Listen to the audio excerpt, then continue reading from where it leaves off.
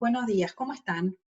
La semana pasada estuvimos trabajando sobre el rol de la arquitectura a través de la lectura de la exposición de Rudowski sobre arquitectura sin arquitectos y cómo él presentaba una serie de arquitecturas conocidas como arquitecturas vernáculas, donde se ponía al rol de la arquitectura dentro de un espectro de cubrir las necesidades básicas de cobijo frente al medio ambiente.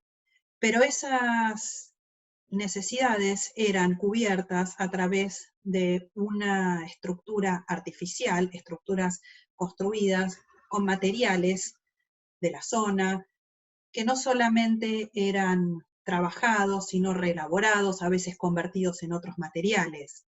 O sea, la intervención del hombre frente al medio ambiente, frente a su entorno natural, tenía un trabajo intelectual para poder desarrollar estas arquitecturas.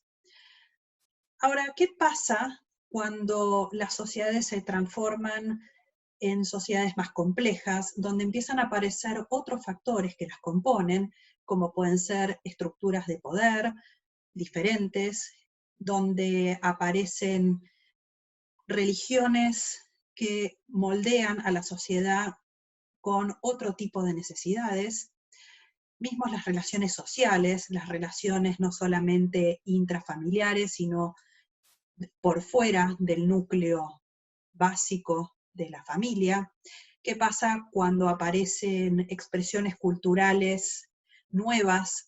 Y cómo todo esto va formando civilizaciones distintas unas de otras.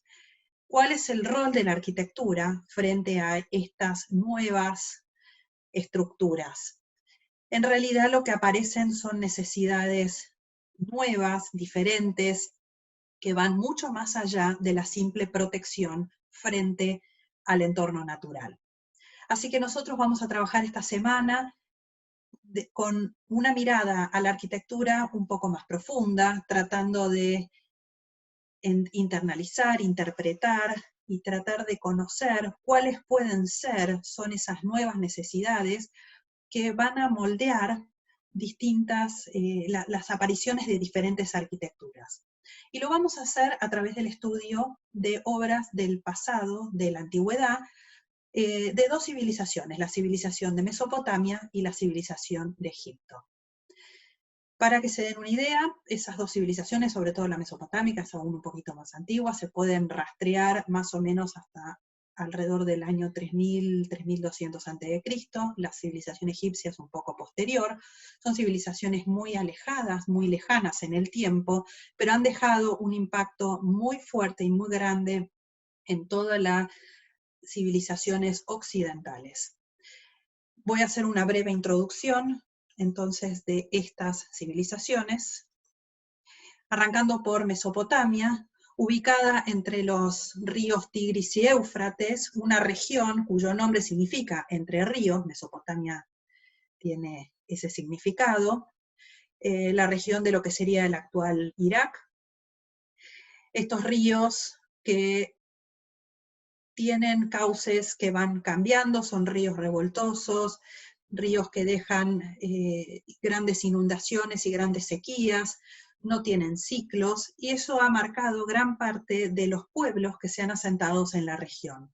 Cuando hablamos de Mesopotamia no hablamos de un solo pueblo, hablamos de una serie de sociedades que fueron unas conquistando a otras, fueron aliándose, aparecen los sumerios, luego los asirios, los acadios, también los babilonios, los persas, para finalmente ser conquistados por Alejandro Magno en periodos posteriores. El territorio de la Mesopotamia se encuentra dentro de lo que se conoce como la Media Luna Fértil. Por el otro lado, las civilizaciones de Egipto. La civilización egipcia estuvo asentada a lo largo del río Nilo, un río que corre de sur a norte y desemboca en el mar Mediterráneo a través de un delta.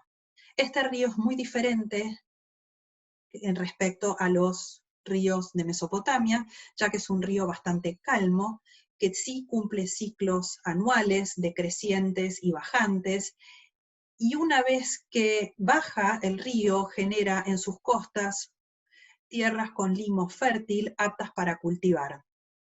Por fuera de los límites de esta tierra cultivable está el desierto y en algunas regiones unas cadenas montañosas, como se pueden ver en la imagen.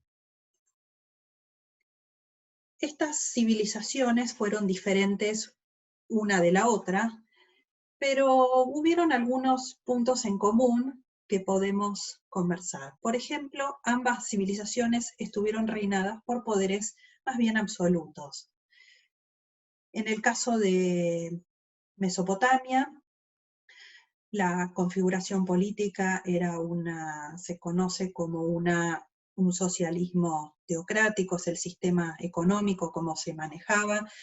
El poder gobernante no solamente tenía poder de gobierno sobre el pueblo, sino también sobre la economía, el mercado, se encontraba dentro del recinto del palacio del rey, y por el otro lado tenía también un peso muy grande y muy fuerte sobre la religión y la dirección en que la religión se desarrollaba. Por el otro lado, el caso de Egipto, Egipto tenía una serie de reyes, conocidos como faraones también, de poder absoluto, que a su vez eran dioses, reyes divinizados, así que también tenían una relación muy estrecha con la estructura de la religión. La religión para los dos pueblos ha marcado gran parte de sus vidas, religiones muy diferentes, pero que sí tienen en común esa cantidad de dioses. Son las dos religiones politeístas, creían en varios dioses, dioses antropomorfos, muchas veces relacionados con elementos de la naturaleza, y con algunas características de algunos animales y a veces quizás también algunas particularidades de los hombres. Pero en general estaban relacionados con cuestiones de la naturaleza.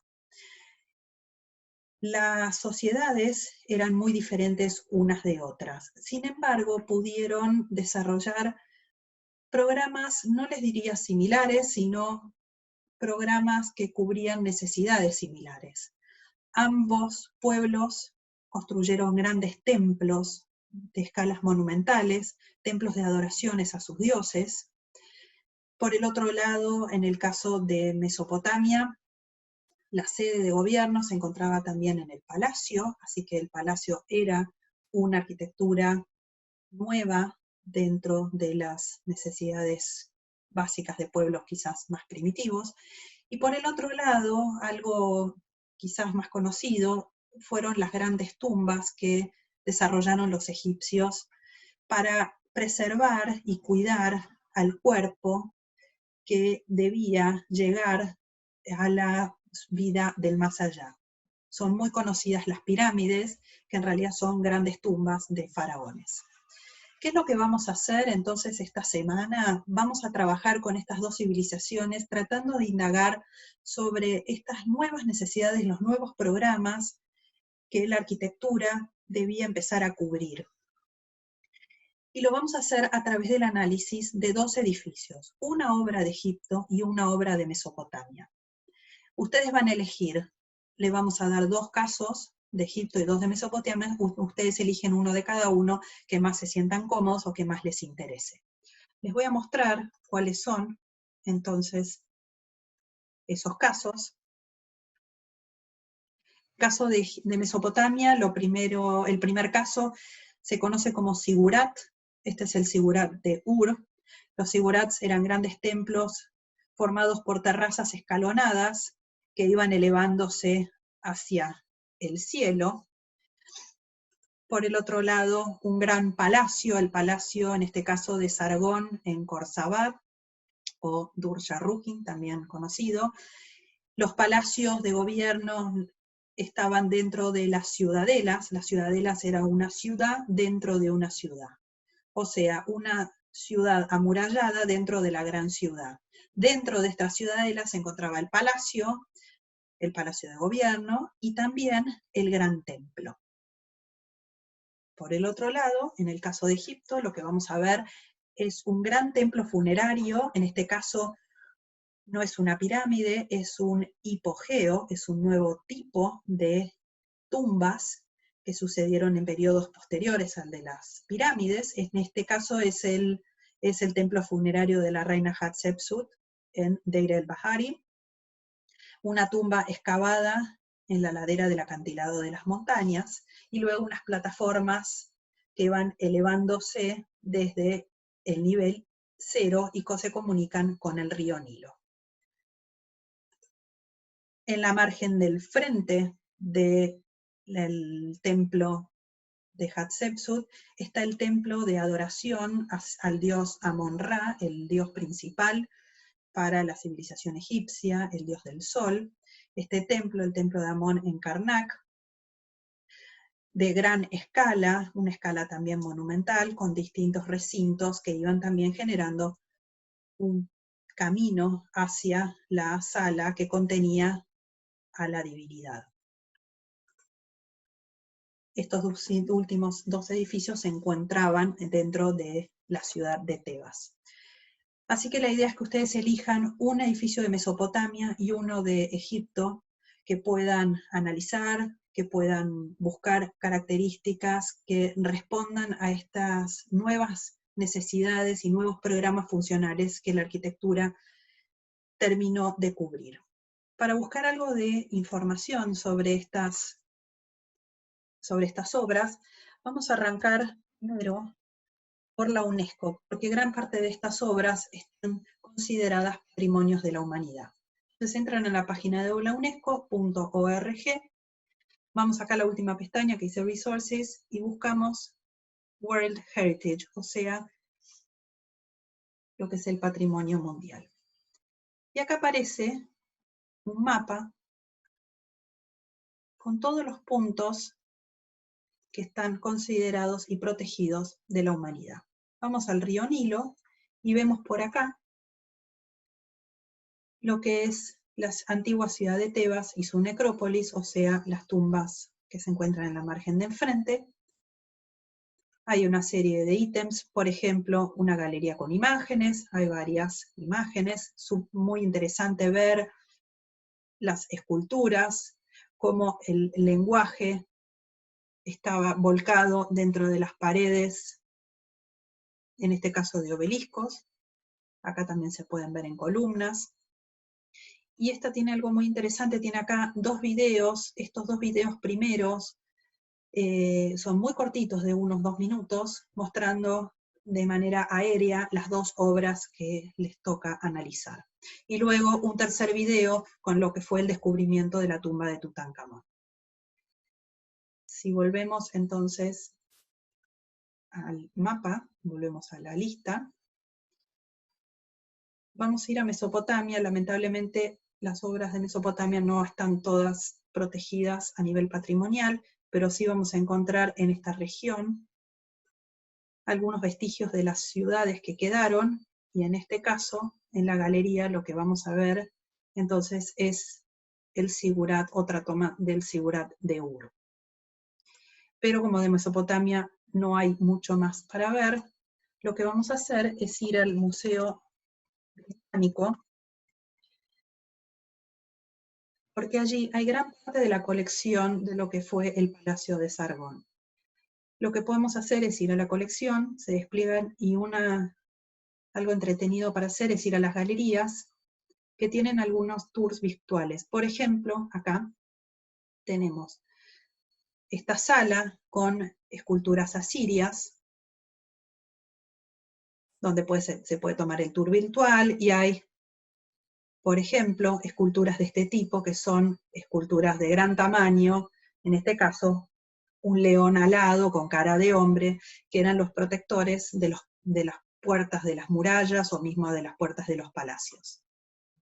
Con esto espero que puedan empezar a mirar obras del pasado desde una intencionalidad que pone en juego lo que es la disciplina nuestra, que pone a prueba hasta dónde la arquitectura es responsable de responder a esas necesidades o no, y me gustaría que ustedes puedan hacerle algunas preguntas a esos edificios para ver si realmente son los edificios que cubren todas esas necesidades o no. Así que espero que los disfruten y nos vemos la semana que viene.